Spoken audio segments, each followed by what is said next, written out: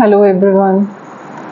So this is my new channel and we will be starting literature portion of 11th class.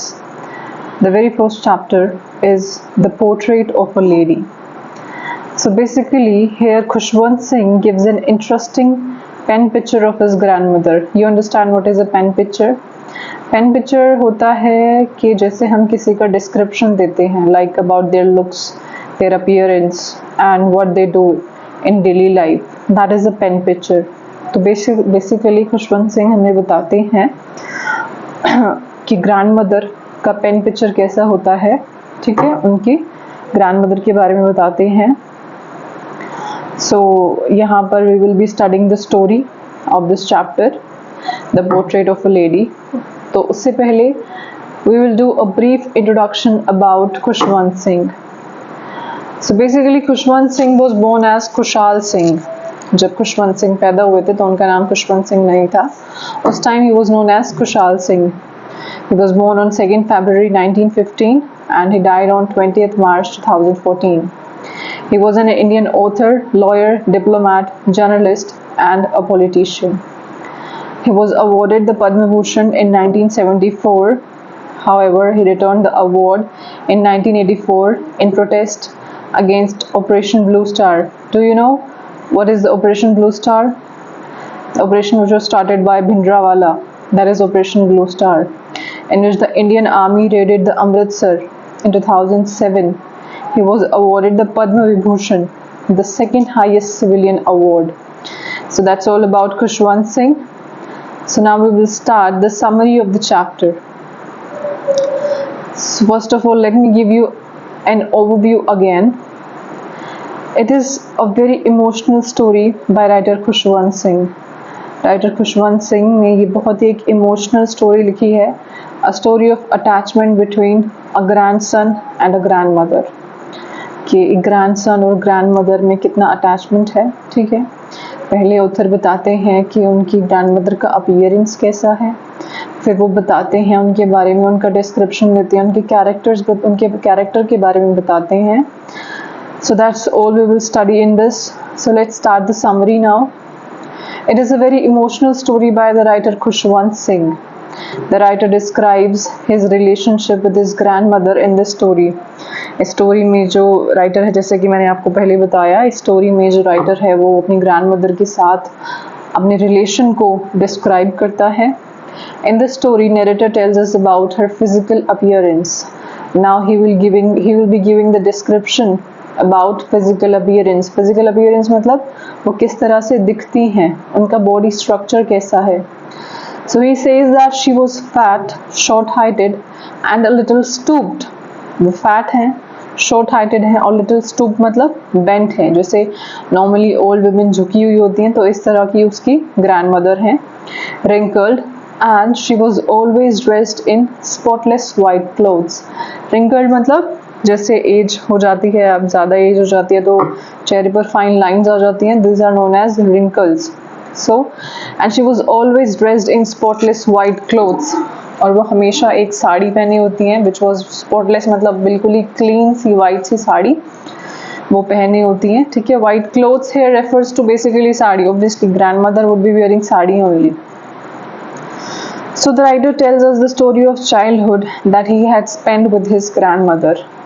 तो इसमें writer story बताएगा अपने childhood की कि उन्होंने जो अपनी ग्रैंडमदर के साथ स्पेंड किया है. He describes her as an extremely religious lady. अब वो ये भी बताता है कि she is extremely religious, मतलब वो पूजा पाठ बहुत ज़्यादा करती हैं, भगवान में बहुत ज़्यादा मानती हैं. ठीक है, that is why he is calling her extremely religious. So he says that his grandmother is a very very old lady. Because for 20 years that the author had known her, he had found her old and wrinkled. वो बोल रहा है कि पिछले 20 साल से उसने उनको वैसा ही ओल्ड और वैसा ही wrinkled देखा है. मतलब ना तो उनमें कोई चेंज आया है, ना ही तो वो और ज़्यादा बूढ़ी हुई है. ठीक है, और जब उसने 20 साल पहले उनको देखा था वो तब भी इसी तरह से बूढ़ी थी. ठीक है, so there is no change in her appearance. It was hard for him to believe that she had once been young and pretty and she had a husband. वो बोलता है कि ये बिलीव करना बहुत ही मुश्किल है कि एक टाइम पर वो बहुत ही ब्यूटीफुल और यंग रही होंगी और उनका कोई हस्बैंड भी होगा, क्योंकि उनकी अपीयरेंस ही ऐसी है पिछले 20 साल से, जैसे ऑथर देखता आ रहा है कि वो काफ़ी बूढ़ी हैं और ना तो वो घट रही हैं और ना ही वो बढ़ रही हैं। ठीक है। Writer also describes his grandfather from the portrait hung on the wall. अब राइटर यहाँ पर अपने ग्रैंडफादर को भी थोड़ा सा मेंशन करते हैं। उनका पोर्ट्रेट है जो वो दीवार पर लटका हुआ है। तो his grandfather looked like a 100-year-old man who must be having grandchildren only। वो बोलता है कि जो उसके ग्रैंडफादर हैं वो एक 100-year-old मैन के जैसे दिखते हैं जिनके सिर्फ ग्रैंड चिल्ड्रन ही रहे होंगे, मतलब he is very very old in appearance.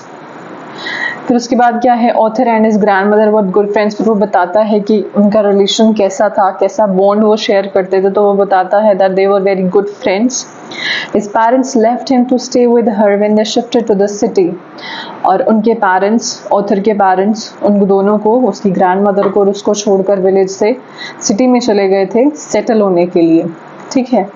In the village his grand mother took care of all his needs.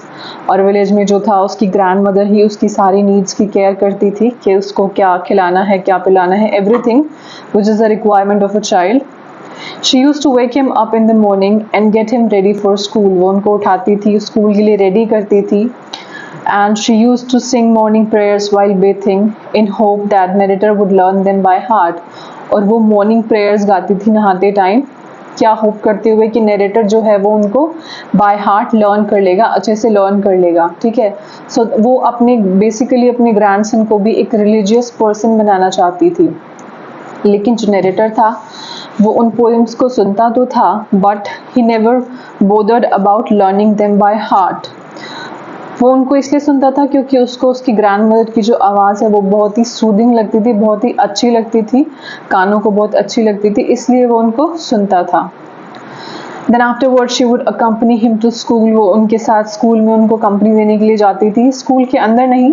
School was attach to a temple. जो स्कूल था वो एक टेम्पल से अटैच था, तो इसीलिए वो दोनों साथ में जाते थे। The time writer studies there she use to pray in temple. अब ये वाली जो लाइन है ये भी दिखाती है that grand mother was a religious lady, very very religious lady. कैसे कि जब वो उसको स्कूल में छोड़ने जा रही है, by the time he is studying, जब तक वो पढ़ रहा है तब तक वो प्रे करती थी, प्रेयर करती थी। ठीक है। And after school they come together and on the way she use to feed village dogs with chapatis. और फिर वो दोनों बाद में साथ साथ आते थे और वो रास्ते में जो विलेज डॉग्स थे उनके लिए स्टील चपातीज लेकर जाती थी सुबह, और रास्ते में आते टाइम उनको खिलाती हुई आती थी। Okay. So after some time they shifted to the city with author's parents. और फिर कुछ टाइम बाद जब ऑथर के पेरेंट्स जो हैं वो सेटल हो गए सिटी में, तो उन्होंने उन दोनों को भी बुला लिया सिटी में रहने के लिए। ठीक है। फिर वो चले जाते हैं वहाँ पर। Here writer joined English medium school, so that time grandmother felt helpless। और यहाँ पर इस टाइम क्या था कि राइटर इंग्लिश मीडियम स्कूल में जाने लग गए थे। अब जो ग्रैंडमदर थी वो हेल्पलेस किस लिए फील कर रही थी, क्योंकि वो उनको पढ़ा तो सकती नहीं थी, because she must not be in English medium school. वो कभी उन्होंने इंग्लिश मीडियम स्कूल में पढ़ा नहीं होगा, उनको पता नहीं होगा, तो इसीलिए वो हेल्पलेस फील कर रही थी क्योंकि वो उनके लेसन्स में उनको हेल्प नहीं कर सकती थी, राइटर के लेसन्स में। Also she didn't like the education that was being imparted in the school। अब स्कूल में जो पढ़ाया जा रहा था उसको भी पसंद वो नहीं करती थी। क्यों नहीं करती थी? क्योंकि वो चाहती थी कि स्कूल में रिलीजियस चीज़ों के बारे में पढ़ाया जाए, गॉड के स्क्रिप्चर्स के बारे में पढ़ाया जाए। लेकिन जब राइटर उनको बताता है कि स्कूल में म्यूज़िक लेसन्स दिए जाते हैं तो वो बहुत ही अपसेट हो गई। क्यों हो गई? क्योंकि उनको ऐसा लगता था कि जो ये म्यूज़िक है ये जेंटल फोक के लिए नहीं है, ये बेगर्स और हार्लट्स के लिए है, इसीलिए she was quite upset. And when during early youth, और अब हम आ जाते हैं अर्ली यूथ पे। Writer join university. He and his grand mother were separated but she did not mind the separation. वो बोलता है कि ऑल्दो वो दोनों सेपरेट हो गए थे जब वो यूनिवर्सिटी गया था, तो उनका रूम भी सेपरेट हो गया था। तो वो सेपरेट हो गए थे, तो जो जब सेपरेशन हो जाता है, जब रूम भी डिफरेंट हो जाता है, तो जो बॉन्ड होता है वो थोड़ा सा वीक हो जाता है। बट जो उनकी ग्रैंड मदर हैं, उन्होंने उस सेपरेशन को माइंड नहीं किया, उन्होंने ज़्यादा सोचा नहीं उसके बारे में, and she accepted her resignation with seclusion, मतलब उन्होंने उस अलगाव को एक शांतिपूर्ण तरीके से अपना लिया। The narrator decided to go abroad for higher studies. His grandmother went to the railway station to see him off. तो फिर जब नरेटर अब्रोड जाने के लिए निकलता है घर से, तो उसकी जो ग्रैंड मदर हैं वो उसको रेलवे स्टेशन तक छोड़कर आती हैं। He went there for 5 years and thought that she won't be alive when he come back. और वो सोचता है कि शायद जब मैं 5 साल बाद लौट कर आऊँ तो शायद उसकी ग्रैंड मदर ना रही, ठीक है। But fortunately she was present at the station when he came back. और जब वो वापस आता है तो वो क्या पाता है कि जो उसकी ग्रैंड मदर है वो स्टेशन पर थी, एंड वो मरी नहीं थी, she was just like that. Both of them were happy to see each other. Obviously वो 5 साल बाद आया था तो उसकी ग्रैंड मदर भी काफ़ी हैप्पी थी उसको देखने के लिए। So वो क्या करती हैं फिर एक्साइटमेंट में, खुशी में, that day she gathered the women from neighborhood and started beating an old drum and went on singing for so long.